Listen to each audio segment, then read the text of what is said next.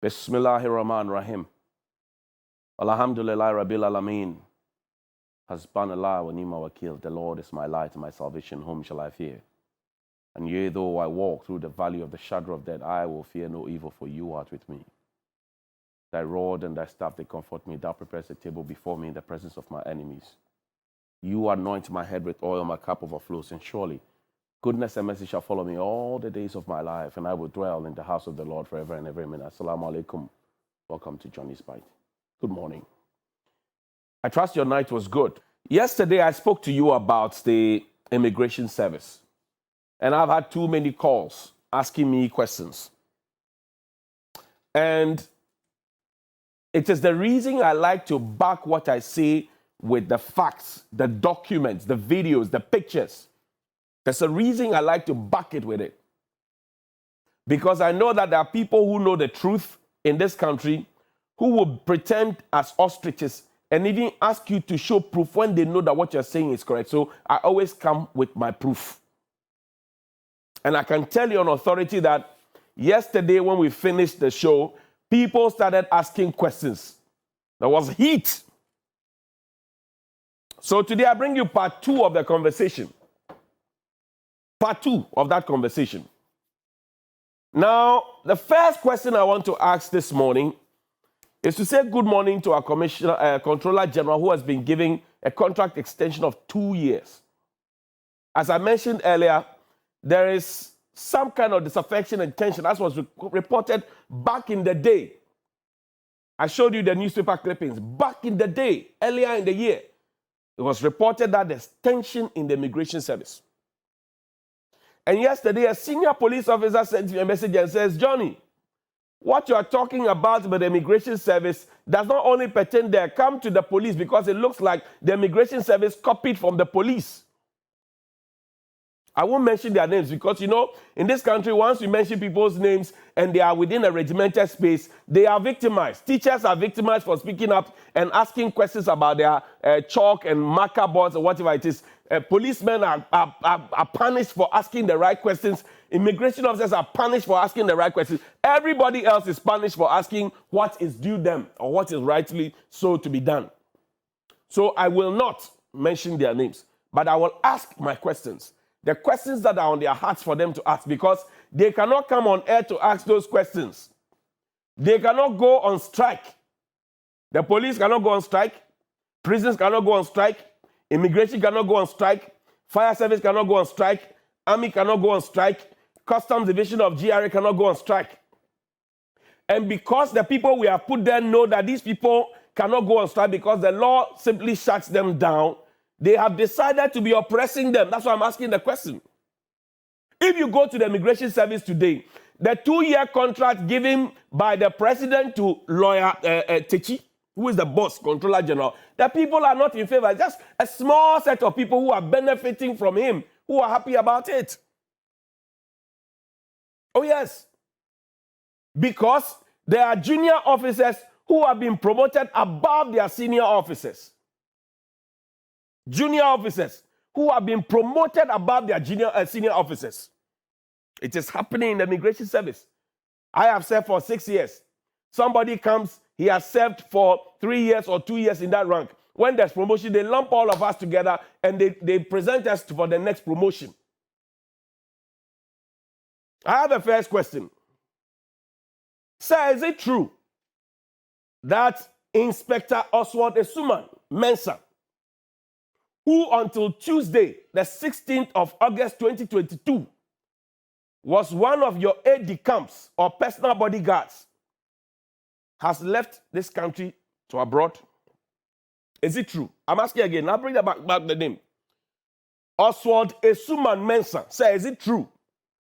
One of your aide-de-camps, is it true that he has left the shores of this country to abroad? And that, without your knowledge, so you have ordered his interdiction. Is it correct? I'm asking.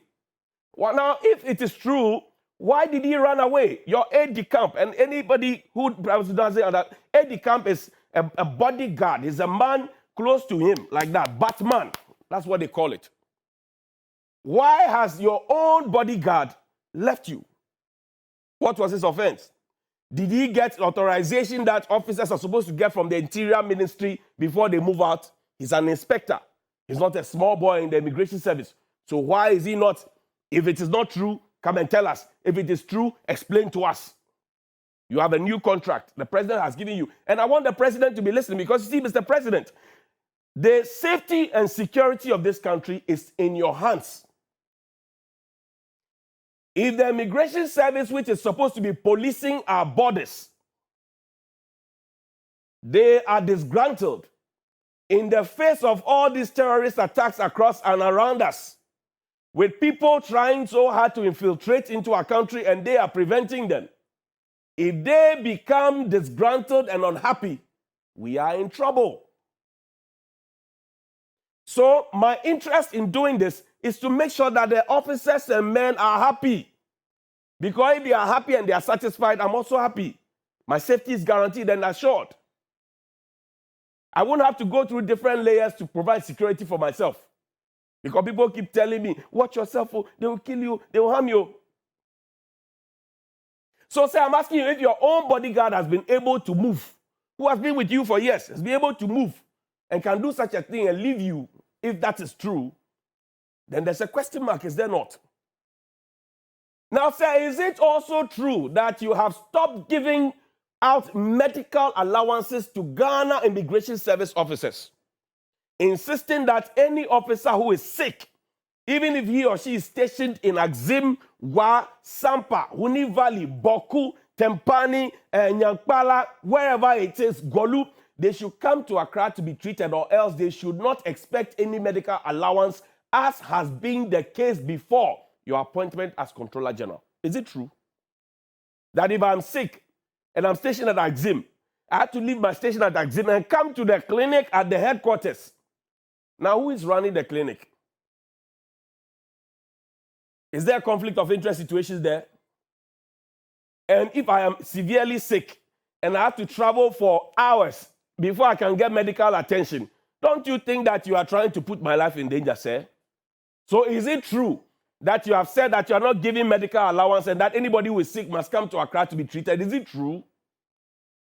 Now, by the way, what is the relationship or connection between that GIS clinic cited at the GIS headquarters here, right by the BNI office, and the Sir John's Fertility Hospital at Sir John's in Accra? Is there a conflict of interest? Who are the owners? I'm just asking questions this morning. And what are the interests? Now, sir, good morning again. I have specific questions again for you. Is it true that since 2019, you, Controller General, has ordered that no regional commander should renew any resident permit for any foreigner, and that every permit application must be processed in Accra at the headquarters? Danny, pull up for me the fees and charges we can. So no regional commander can do that. They have no power at all. But previously they did. So is it true that you have given a ruling or a directive or an order that they cannot do it? Now, come with me. Effective 1st September 2022, this is what's going to happen. Category of application, number of years, medical examination fees, fresh resident permit, 1 year, 1,400. Renewal of resident permit, 1 to 3 years, 700. Renewal of resident permit, 4 to 5 years, 1,400. Indefinite resident permit, 1,400. Right of abode for African descent in the diaspora, 1,400. Naturalization, 1,400. And it's signed, Controller General. Now, assemble this one. Sir, so previously, the regional commanders could renew these things and take the monies up there and then remit to you. Now, the information I have is that they have to process the documents, put the money. If it's a renewal, I think it's about 600 Ghana cedis, and the new one is 1,001. Now, these are the new rates, but presently 600 and 1,001. And they have to bring the cash to the headquarters. Is it true? Number two, they are supposed to be running COVID-19 tests. Now, let's say a foreigner is in Boku or Bimbela and wants to renew his permit and gives this 600 Ghana cedis to the officer. They have to also come and test for COVID. do the foreigners actually leave and come and test for COVID at the HQ? Or does the money just come with the money for COVID tests and then they are given a small mechanized receipt when they have not actually gone through the test? So are we really testing the people, or are we pretending to be testing them, and are we supposed to be fighting COVID? And in any case, sir, the President of the Republic has announced and lifted the restrictions. So wearing of mask is not mandatory. Why are we still going on and on and on and on and on about COVID-19 tests? And where is the money going? Why is it why has the money be presented in cash when the Vice President is busy talking about digitalization and a paperless system? And you are supposed to be working to the Vice President. Say, assemble whole. Now, so is it the government of Ghana aware that no commander of immigration today has the power to renew a simple permit except that it must be done in Accra? When we are trying to decentralize, somebody is busy trying to centralize everything in Accra. The question is why, and what is the motive for such a directive in the face of decentralization? So, has the directive translated into revenue increase or loss? That's the next question, because we are looking for money. That's why we have run to IMF. That's why we have brought e-levy. So, has that directive that no regional commander can renew permits? No regional commander can renew permits. Has that brought us more money or less money? That's first question. Has it improved decentralization or not? Second question. Has it improved our digitalization agenda? Third question. And number 4, Comptroller General, you were interdicted in 2013. That's what your officers are saying. For the same visa and permit malpractices. 2013, you were interdicted. For the same visa and permit malpractices. As of 2019, 2020, and since your directive came, you are bringing all those permits to you. The people are beginning to ask questions again. What are you up to? Are you doing something again? These are your officers, so your top officers. They are asking questions. That you were interdicted for visa and permit malpractices in 2013, reinstated in 2017 after a court order. Now, they say they don't understand why you have tried to centralize everything when you have been made guilty in the past, or mentioned guilty in the past, and went on an interdiction. 2013, 2014, 2015, 2016, until 2017. You were interdicted for 5 years. These are questions. So is it true that the rationale for changing this old practice since 1989 of regional commanders renewing permits for applicants in the regions where they reside was to enable them to undergo tests for COVID-19 and pay the 600 Ghana cedis that I mentioned? And I'm asking, where does the money go? Danny, let's talk about transfers. Let's start from the Commissioner General's office, Controller General's office. Let's talk about transfers. So transfers were made, not this one. So this is a set of promotions, and I'll talk about them briefly. Let's talk, no, not this one. And I'll show you why I have the president's picture here very soon. This is promotions, Immigration Service, 18 March 2022. Directorate on Command Management, promotions. Pursuant to Regulation 17.5b of Immigration Service Regulations 2016 LI 2245, the GIS Council at its meeting held on 17 March 2022 approved the promotions of the underlisted senior officers to their next higher ranks with effect from 1st April 2022.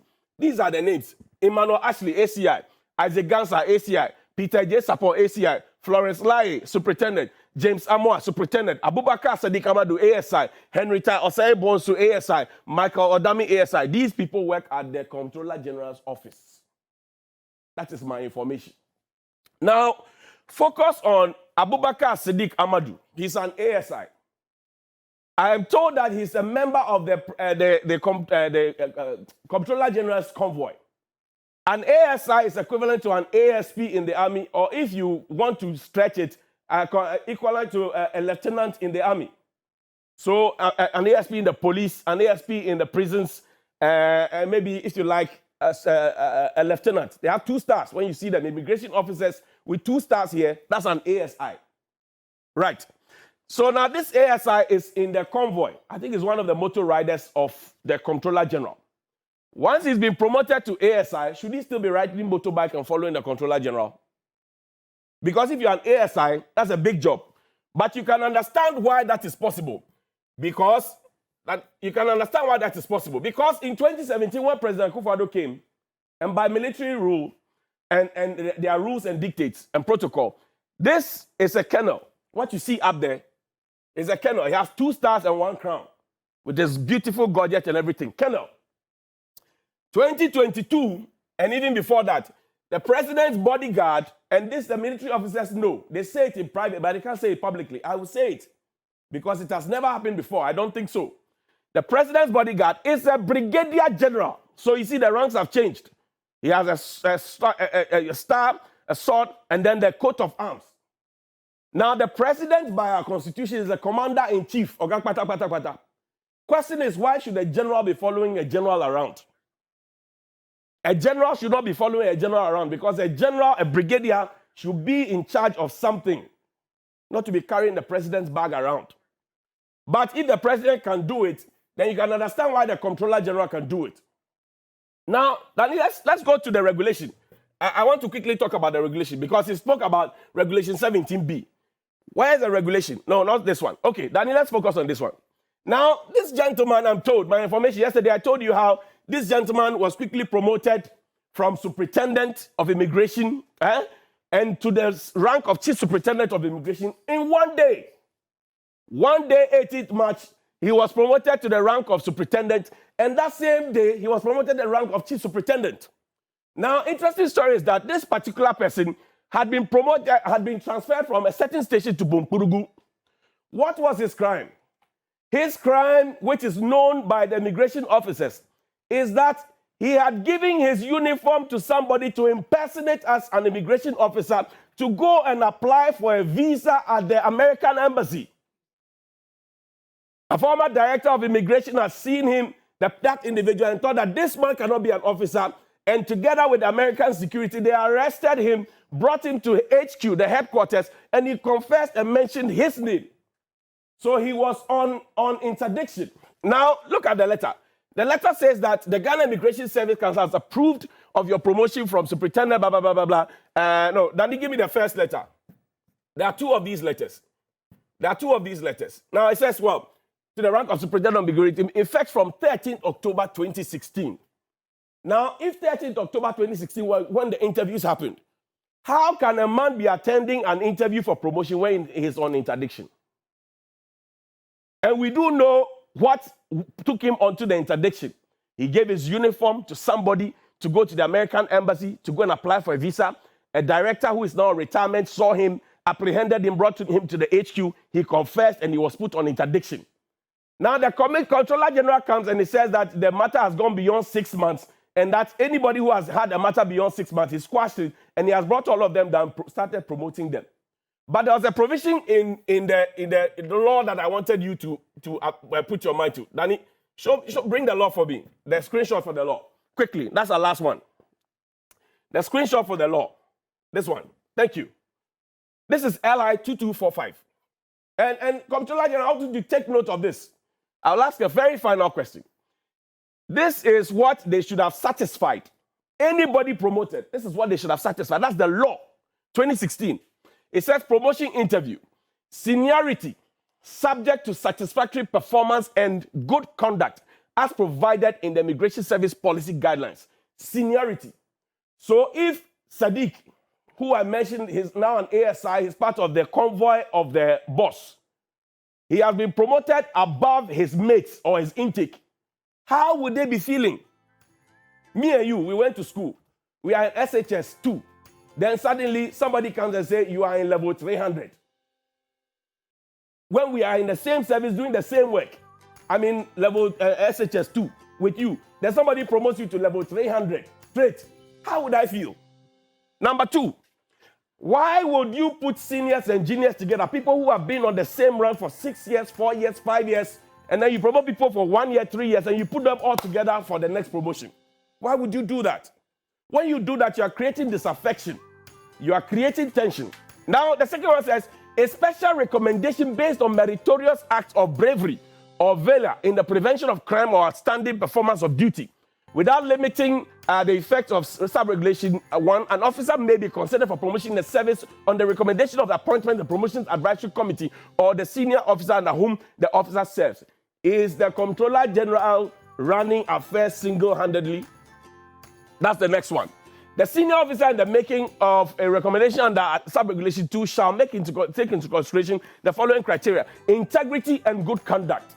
So somebody who has been on interdiction for asking somebody to use his uniform to fraudulently acquire a visa and puts us, the whole country, in a bad light in the eyes of the Americans, is suddenly brought back and without question promoted twice in a day.